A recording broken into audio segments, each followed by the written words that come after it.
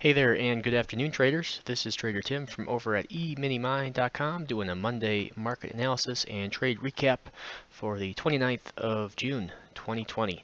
I wanted to start today, before we get into the day trades for today, just kind of run through some stuff on the bigger daily chart.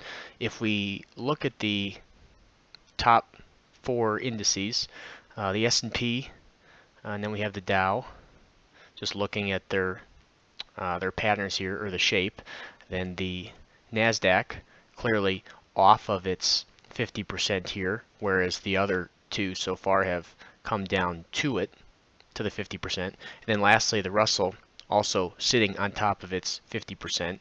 We can see that all four of these are holding their 61.8. They're holding above the failure point for longs. So if we go back to the S&P, we can see that, yes, it's been kind of a sloppy or a slide down here. Lots of inside bars, days, red bar, green bar, red bar, green bar, kind of taking back the prior day's gains scenario. But we are holding above the 61.8. So as long as we do that, if we want to go to the S&P and draw it up like this, we're talking about a 29.45 as the failure point, or a 29.4450 if we want to get really specific. And so as of right now, I don't really see any reason to get short on these on the indices.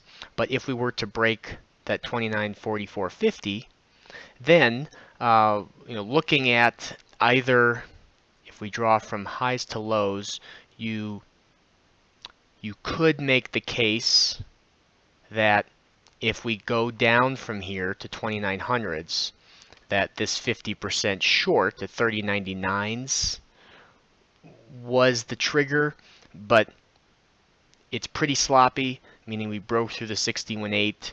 And so what I would rather do if we broke lows is to just take from highs down to whatever the lows end up being as our shorting point on the daily chart, something like that, to be looking for a short. So we'll see if we even get there, but as of right now, seeing a bounce off of the 50 on the daily. So that gives us some context for the intraday side of things. I don't have any more swing trades. I wanted to talk about the last two that were taken off Friday. Well, I took off my Amazon when we broke Thursday's low. And then the short, NGVT, took off today as we broke yesterday's or Friday's high. Likely stay flat going into this weekend just because it's a 3-day weekend, and then come back next week and start looking for new potential short setups, unless we were to like sell off in a couple days and then rally all within the matter of, I guess, 2 days, which is not super likely to kind of set up in that short. So swing trades likely going to be flat into next week. Let's go to today, and as we look at, so Friday's a market holiday, so we basically have 4 trading days this week. And a couple things that I wanted to touch on today. I didn't see a lot of shorts working early on. So the first, on the 5-minute chart, if we look at the very first short setup from high to low, there was nothing there on the 5-minute. There was nothing there on the 5/12 either. We did not break a swing low at that point. If we go over to the next 5-minute setup that occurred over here, so the short didn't get anything. We had a bit of a rally. We had this one candle that broke the prior candle's low, so that's why I'm using that as a swing low to the swing high, and that's right here on the 5/12, and that did set up nicely after its 5-minute traded. It's set up in the long at 30.23s, and that one just completed up to its target. And when I use, so for negative 23% targets, if I'm looking at a 5-minute, I just round down by a point, so 30.99s, and then just go to the nearest, or go to the lower of the rounding, so 0.65, just take it to a 50. So 30.99.50 is where I would set a target. And so a nice little long that's set up here late in the, or in the latter part of the morning. And that was really it on the 5-minute. I mean, we had a couple smaller ones within that, retracements that were nice little setups. Oops, here to here. That's set up nicely, but the larger one sort of encompassing those smaller 5 minutes. But intraday, what I wanted to talk about is sometimes we get a failure of a level, and that immediately sets up a trade in the other direction. So if we draw up, let's say, this short on the 5-minute chart, and we're coming in here and we're looking for a break of a swing low. So at this point, let's say the market's here, we're looking for this swing low to break to turn around and draw a short, kind of just like we were talking about on the daily chart. Well, that doesn't happen. And when we don't get a reversal, when we just continue higher, and see how we break the 61.8, that's this 5-minute drawing here. You can take the anchor point from below the 50 to above the 61.8, so in the kind of direction of the trend that broke through the larger shorter. The direction of the trend was up. We're looking for a reversal, but it didn't happen. You can take that as your setup, as opposed to waiting for the full halfway back, which would be all the way down here, and it doesn't get a pullback. So instead, you can just use that setup that crosses through from below the 50 to above the 61.8, and we see that happen quite a bit. It's not always the cleanest, like it doesn't always get a ripping rally, but sometimes it does. Today we had a nice move up to the negative 23, but then we had that one candle here that looked like it might be turning around. It wasn't quite at the top of the first 30-minute range.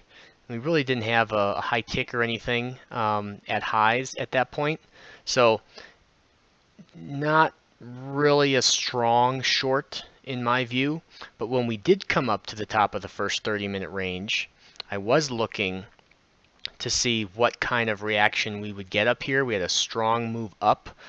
We did not get a high tick at highs, and then immediately, we kind of formed this triple top, if you will, like this, and same thing. The shorts really couldn't come down and break the swing low here.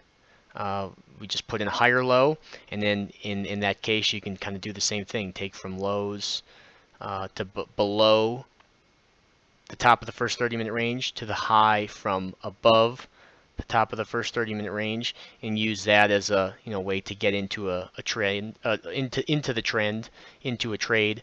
That was a 4-ish point run, and then kind of bounced between the 50 and the negative 23, and then made a little bit of a move higher. But so that setup is something that you see happen. It's not really, I wouldn't really call it like a micro after a 15 or a counter trend trade. It's just sort of a micro in the context of a failing trend.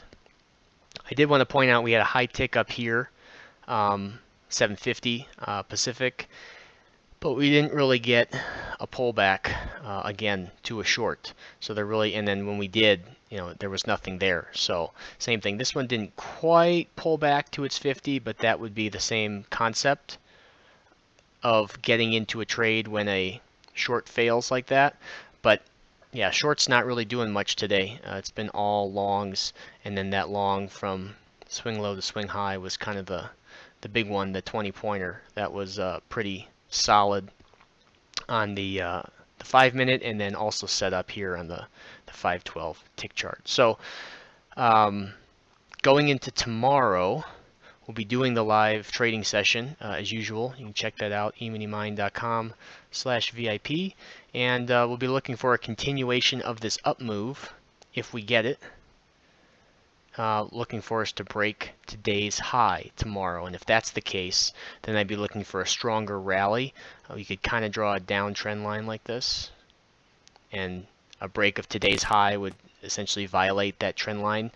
You can kind of see a triangle forming if you kind of go something like that. And prior to the triangle, to this consolidation, we were moving up, so you would expect the move to be up.